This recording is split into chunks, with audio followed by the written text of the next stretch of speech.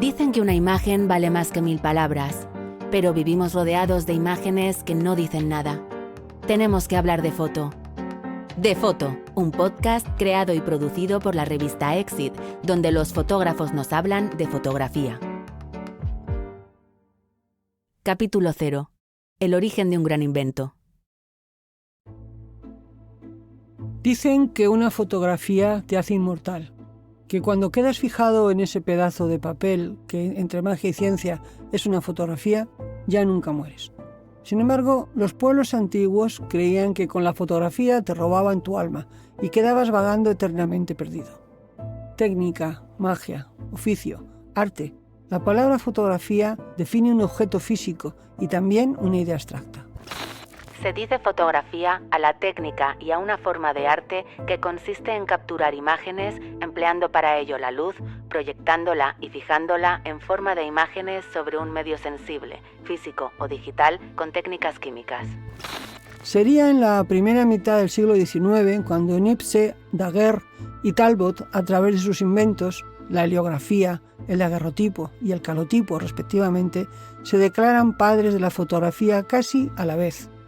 Curiosamente, ninguno de ellos utilizó nunca el término fotografía para referirse a sus hallazgos. Desde entonces, todos hemos hecho fotos y todos hemos sido fotografiados.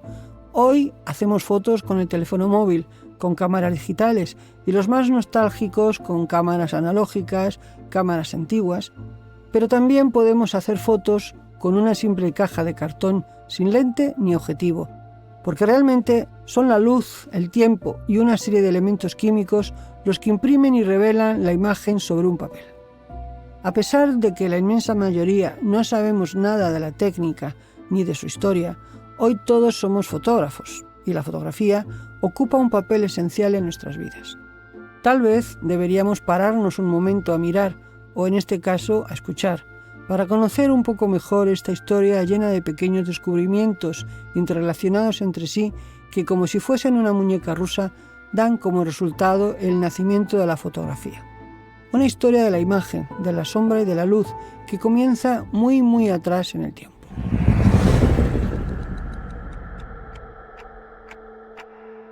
Concretamente al siglo IV a.C.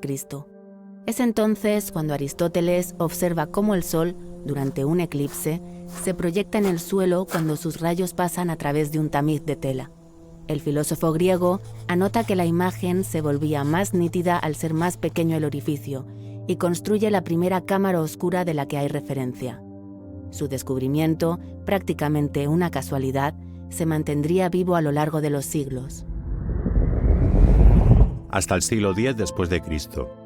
En el Cairo, el matemático Alhazen, considerado el padre de la óptica moderna, aporta grandes descubrimientos sobre el comportamiento de la luz. Alhazen, gran admirador de la cámara de Aristóteles, firmaría los primeros estudios sobre la proyección estenopeica, siglos después, lo que sería la fotografía sin lentes. Pero la fotografía no es solo luz y sombras, también es química. Y es en este campo cuando en Baviera, en el siglo XII, Alberto Magno estudia por primera vez la capacidad del ácido nítrico para separar el oro y la plata. Además, observa que la disolución de plata oscurecía la piel.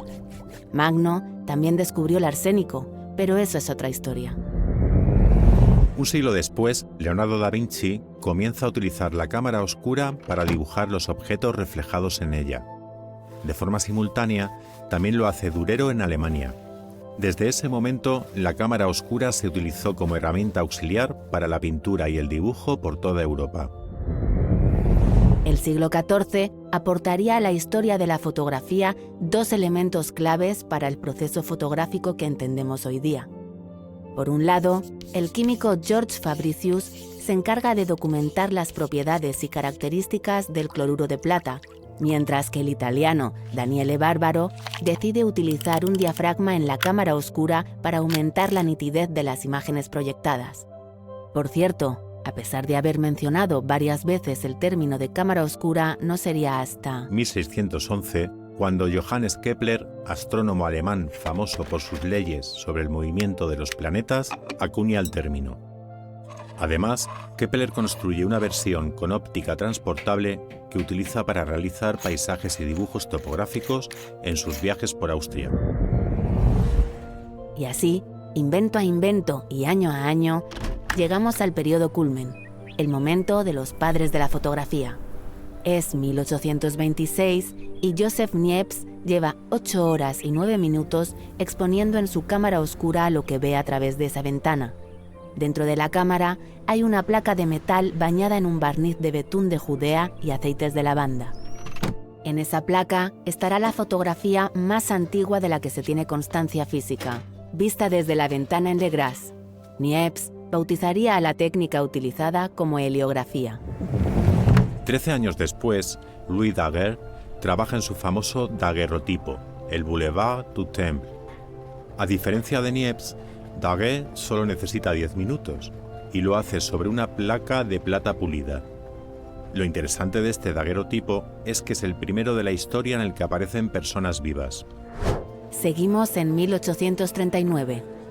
Ese mismo año se celebra la primera exposición de fotografía de la historia, donde Louis Bayard expone 30 imágenes en positivo sobre papel.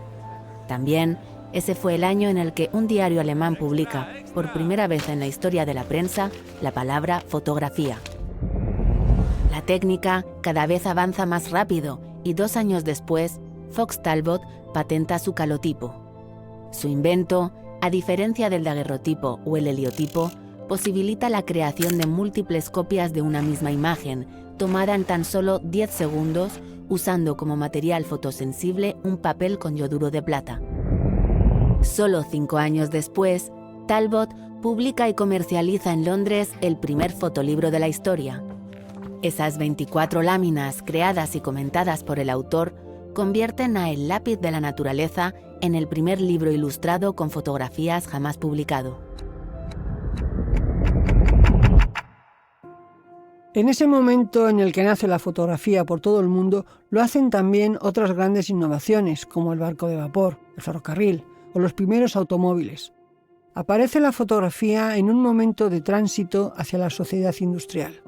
Un nuevo mundo y una nueva forma de vivir. La fotografía llega para ser parte de todo eso y también para mostrarlo. Es curioso cómo uno de sus primeros usos, significativamente, sirve para la catalogación y clasificación, estrechamente vinculado con la identidad, la medicina y, por supuesto, con el control social. Todos los enfermos y todos los delincuentes serían fichados fotográficamente y, poco a poco, toda la sociedad sería identificada a través de las fotos del carnet de identidad, las cartillas sociales, los libros de familia, el carnet de conducir. Por otro lado, los conceptos de identidad, del otro y del yo constituyen una de las bases más reconocidas de la fotografía, la democratización del retrato. Un retrato antes solamente posible a través de la pintura y exclusivo de la alta burguesía o de la nobleza, pero que con la fotografía y más concretamente con la llegada de la cámara de carretes Kodak en 1888, el mundo entero empezó a tener sus propios retratos. Pero la fotografía también nos sirve para documentar. Esa narración que nos cuenta los hechos políticos y sociales que suceden y nos llegan aunque no estemos allí, aunque estemos muy lejos. Desde los primeros fotógrafos de prensa que pusieron cara a los políticos antes desconocidos físicamente, hasta Willy con sus fotos de los sucesos de la noche de Nueva York, las agencias de prensa actuales, los fotógrafos de guerra.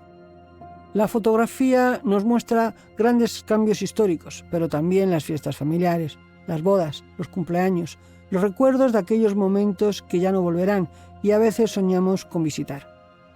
También conocemos el mundo que no hemos visto con nuestros propios ojos a través de imágenes de sus monumentos, de sus personajes y de los acontecimientos más importantes de la historia contemporánea. La fotografía está en nuestros álbumes familiares y también en museos como el MoMA o el Reina Sofía. Artistas famosos y gente anónima. Hoy todos hacemos autorretratos o selfies. Hoy todos somos fotógrafos, o al menos eso es lo que queremos creer.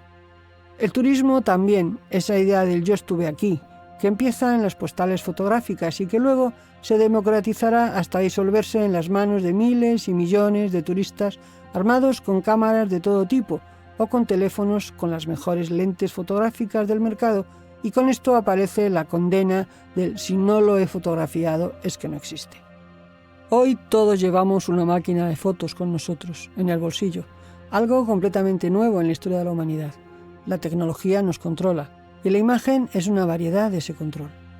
Lo que empezó como una herramienta de estudio, de reconocimiento y catalogación, con la explosión de lo digital en el año 2000 y la llegada de Photoshop, todo se descontrola. Ahora la usamos para fotografiar cualquier cosa y ya en ningún momento parece decisivo. O tal vez sí, porque si fotografiamos lo que comemos, también podemos ser los primeros en documentar una injusticia, un abuso policial desmedido, un accidente. Y así, millones de imágenes alimentan cada día las redes en todo el mundo, mientras que la memoria se debilita. De esos millones de imágenes prácticamente no queda nada. En las casas, los álbumes familiares han desaparecido. Tenemos más fotos de nuestros abuelos que de nuestros hijos. Con cada cambio de teléfono perdemos una parte de nuestra vida y de nuestra memoria. De hecho, el porcentaje de imágenes tomadas por nuestros teléfonos que llegan a imprimirse en papel es ínfima. Todo se almacena en una nube y a veces se las lleva el viento. Como sucede con el plástico y todos los residuos de las grandes sociedades, esas imágenes que vamos tomando de todo lo que nos rodea se terminan amontonando y convirtiendo en basura, en recuerdos y experiencias que desaparecen como lágrimas en la lluvia. El exceso genera el olvido. Pero la fotografía no es solo esa convulsión que palpita en todo el mundo en torno al teléfono móvil e Internet. También se desarrolla de forma paralela en mundos profesionales como la investigación científica, el diseño, la información, la biología y, por supuesto, el arte. Pero, ¿es la fotografía arte? En 1859, la fotografía fue aceptada por primera vez en el Salón de Pintura de París. En esa ocasión, Charles Baudelaire realizaría una crítica durísima, la primera de toda la historia, contra la fotografía, anunciando la inevitable muerte de la pintura. Sin embargo, curiosamente, Charles Baudelaire fue el escritor más fotografiado de su época por los mejores fotógrafos del momento. Podría decirse que la fotografía es una obra de arte que el artista no toca e incluso que lo hace una máquina. ¿Realmente la fotografía la hace una máquina? ¿Cuál es la diferencia entre que una imagen sea una obra de arte y que otra no lo sea? La respuesta, como podrás imaginar, no es una fórmula matemática única e inviolable. Como decía aquel, la respuesta está en el aire o en el espíritu de la época, pero desde luego no tiene nada que ver ni con la perfección técnica ni con la calidad de la máquina. Como dicen todos los grandes artistas que han usado la fotografía para realizar su obra, la respuesta está detrás del ojo que mira, detrás de la máquina y no delante. La respuesta a esta pregunta siempre es otra pregunta. En The Photo vamos a hablar de fotografía de hoy, de sus diferentes facetas, de su evolución y de las preocupaciones que la atraviesan. Esto obviamente no podemos hacerlo nosotros y queremos que sean los propios fotógrafos los que cuenten su visión de un lenguaje en continuo cambio y desarrollo. Para ello hemos seleccionado a 9 fotógrafos españoles, 9 artistas, con una trayectoria creativa suficientemente contrastada, reconocidos y premiados, pero muy diferentes entre sí. Cada uno de ellos representa una característica determinada de la fotografía actual. Yo necesito estar cerca de la gente y necesito la emoción. Si yo no tengo emoción, ¿para qué voy a disparar? Cristina García Rodero es uno de los primeros premios nacionales de fotografía en España, una mujer pionera de la fotografía mundial, la primera fotógrafa española y la tercera mujer miembro de la agencia Magnum. Ella es la cara de un documentalismo humano, de la investigación antropológica y cultural de las tradiciones sociales, religiosas y culturales. Hace poco se consideraba una disciplina objetiva que reflejaba la realidad y nada más lejos de eso. Al final, la realidad es la más perfecta de las ficciones, pero no deja de ser una ficción. Y la fotografía no dejaba de ser una interpretación de la realidad. José Manuel Ballester, artista, pintor y fotógrafo, Premio Nacional de Fotografía y Premio Nacional de Grabado. Representa la figura del artista clásico, de la historia del arte y de su presencia en la fotografía actual. Es el que crea unas imágenes que el fotógrafo consciente las utiliza directamente. Y yo me planteo lo contrario, desde una perspectiva, digamos, científica. Es decir, tengo una respuesta y ahora hay que buscarla. Manel Esclusa es la fotografía pura en su más sofisticada evolución, la investigación técnica, la lírica de la construcción de imágenes a base de luz y sombra, actualizando esa magia que caracteriza a la fotografía desde su origen. Lo que yo siento más cercano al lenguaje fotográfico es con el lenguaje verbal. Ahí es donde noto una mayor conexión, porque palabra e imagen se construyen de maneras parecidas y sobre todo la parte narrativa. Por su parte, José Manuel Navia trae a de foto la tradición de la fotografía de viaje, de ese peregrinaje por el territorio humano y social, de su hibridación con la literatura y la filosofía.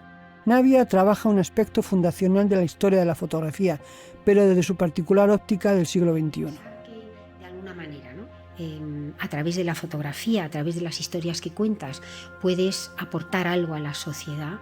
Eso para mí es un enganche. El viaje está también presente en la obra de Isabel Muñoz, Premio Nacional de Fotografía, y narradora de historias reales y soñadas, siempre a través de los cuerpos en movimiento.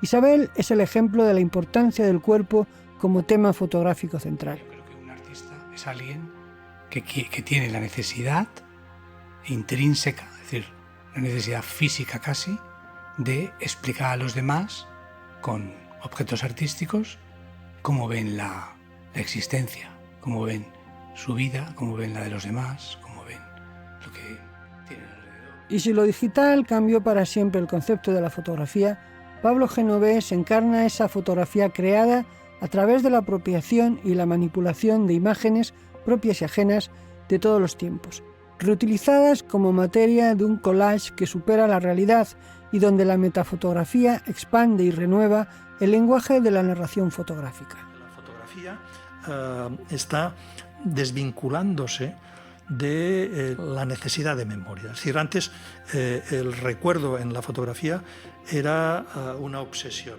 ahora es una opción. No podía faltar Joan Fontcuberta, Premio Nacional de Fotografía y Premio Nacional de Ensayo. Fontcuberta aporta esa faceta analítica y teórica de la fotografía actual, explorador de un lenguaje al filo entre la verdad y la mentira, entre lo real y lo artificial, acuña el concepto de la postfotografía, explorador pionero de la inteligencia artificial. Su presencia apunta al futuro inmediato de la creación de imágenes fotográficas a partir de las nuevas tecnologías digitales. La internacionalidad lo es todo. Una internacionalidad de verme, de comprenderme, de sentirme. El autorretrato tiene la virtud de que me llega, estoy vivo. Me obliga a estar en un presente que me pertenece.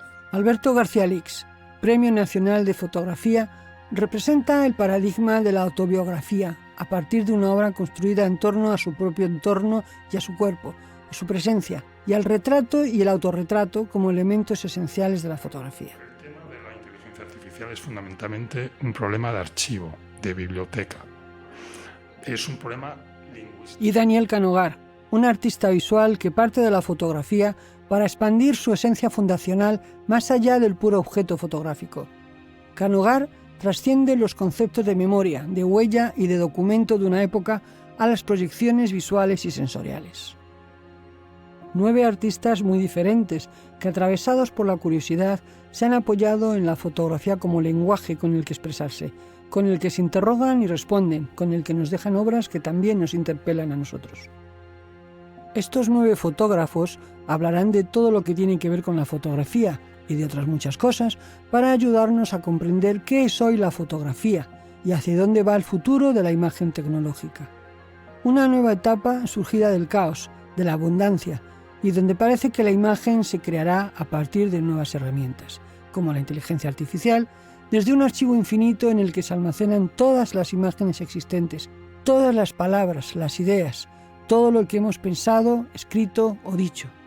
Con ese material, el hombre, el artista, puede empezar desde cero, puede crear arte, información o mentiras. Como siempre ha sido desde la caverna de Platón, con la luz y la oscuridad, con la verdad y la mentira, con el bien y con el mal. Hoy tal vez estos conceptos ya no significan exactamente lo mismo que antes, y la famosa expresión «una imagen vale más que 1000 palabras» ya no tenga el mismo sentido. Quizá ahora sí que haya muchas cosas que decir sobre ciertas imágenes. Por eso estamos aquí.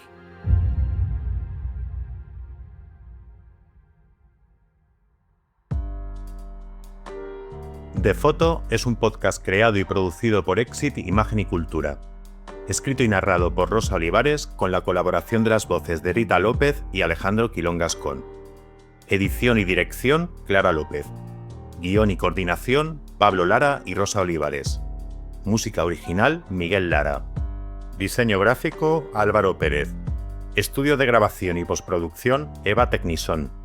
Puedes escuchar todos los capítulos en nuestra web exitmedia.net y en las plataformas Spotify, Apple Podcasts e iVoox. Este podcast ha recibido una ayuda del Ministerio de Cultura y de los fondos Next Generation de la Unión Europea.